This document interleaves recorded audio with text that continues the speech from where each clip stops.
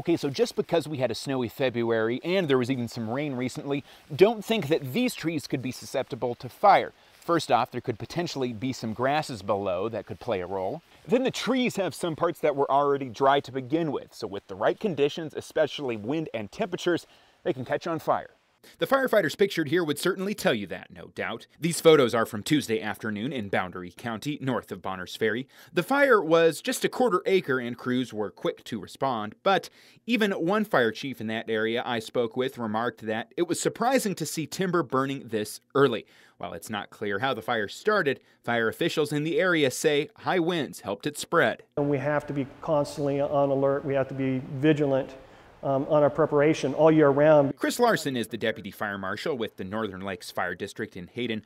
While they cover part of the city, they still see their fair share of wildland fires, and likely so this year, even though our snowy February was one for the record books. So why a fire like this in early April?